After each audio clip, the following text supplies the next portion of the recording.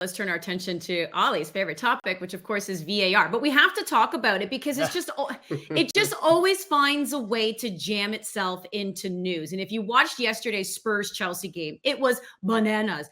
4-1, Chelsea defeats Spurs, but this included 5 disallowed goals, guys. We saw 2 red cards to Spurs. They were down to 9 men, but we saw 9 VAR checks. So 21 minutes was added to this game. That's not to mention over the weekend, Arsenal, they conceded a controversial goal to Newcastle. That ended up as the match winner. Ollie was tweeting in our chat group about it. He was very irate about VAR. And instead of kind of looking at VAR overseas, I want to stay with the CPL because this was a question asked once again to the commissioner, Mark Noonan. And it was all about, have you looked into VAR? And guys, he said yes, but it costs a lot of money. So it's kind of a twofold question here. So Ollie, what makes sense? Yeah, starting with you. Jordan, set the tone. Set the tone. Time in, buddy. Like, what does it make sense for the CPL to bring in VAR? And can a league, as much as we despise VAR to me, it's like car and home insurance. It's kind of like you need it. It really ticks you off and isn't really there when you need it, but you're kind of told by the regulators that you need it. So yeah, I'm comparing VAR to car and home insurance, but that's the thing. Do you want to see the CPL adopt it? And would the CPL be taken seriously if it didn't have it moving down the road? Well, this is the issue. My personal opinion is I don't like VAR at all. I don't think it's improved the sport. I would quite happily see it completely abandoned around the world tomorrow. And I don't think the sport would be worse for it. The issue is that that's not going to happen. That's not reality. And it's going to become, or already has become, largely the norm around the world, whether it's in Europe, whether it's in CONCACAF competitions.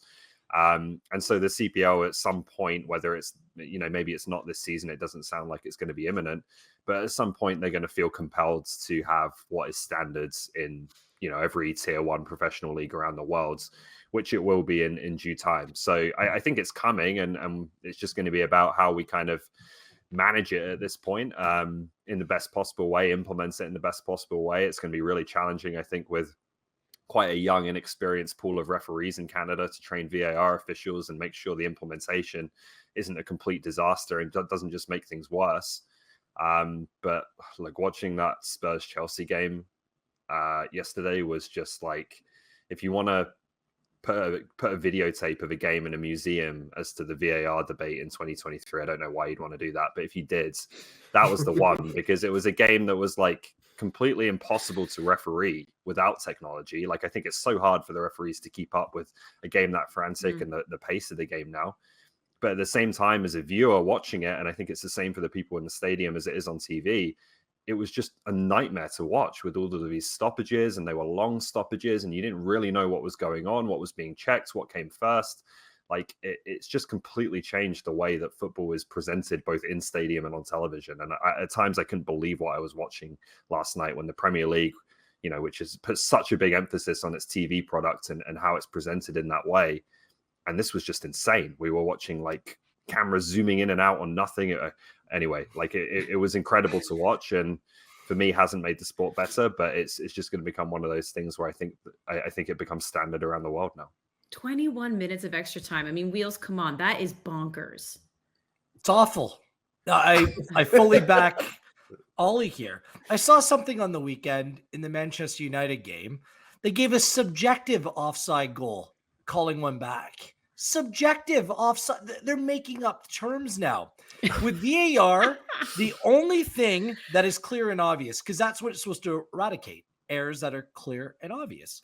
The only thing that's clear and obvious is that it's subjective depending on who you're supporting in that game. We all look at things in a different way.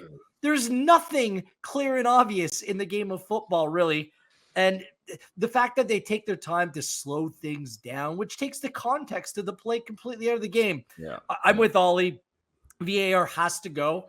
And I hope that the Canadian Premier League resists the temptation of going down this road, because it's expensive and entirely unnecessary.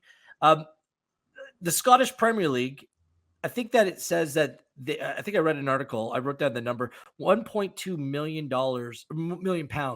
to execute for the year that the teams contribute to. Is it worth it? Or would we rather in this country use the money that is coming into the sport to develop players, coaches, referees so they can handle situations better? I have maintained, Andy, and you know this because you've hosted all these shows with me rambling on, add another official to the field of play. I don't know why this hasn't been done. An extra pair of eyes, someone else to help manage a game that's entirely quick and is getting faster.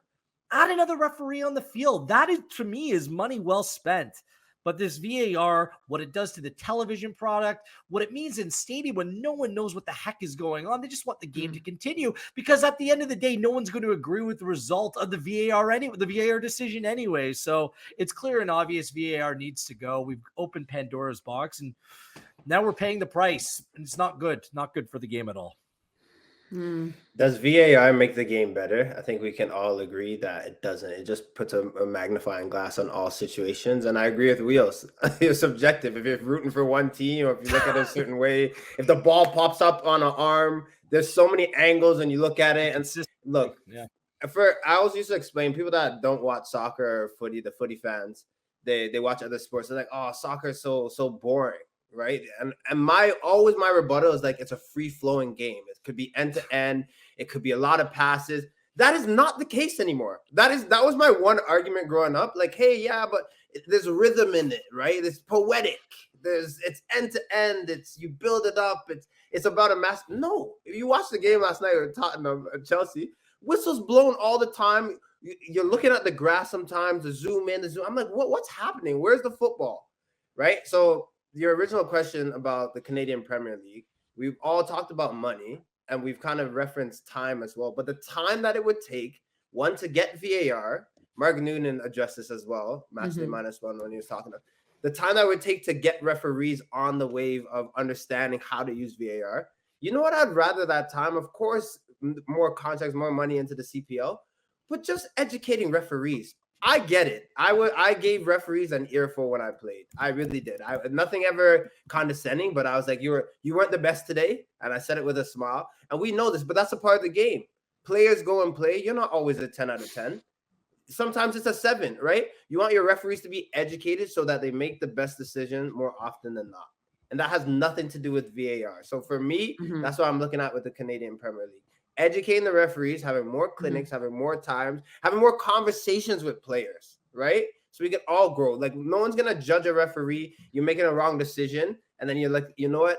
After you can say, hey, this was a wrong decision. This could have been better. That's all we want as players, right? Is to have that conversation. And then everyone's growing as well. You don't want stuff like VAR or VAR coming in and really just trying to take over the game. I think it's just educating referees that need to be better. I'll just end off by saying, like, perfection is impossible. And I think that's what we try to achieve.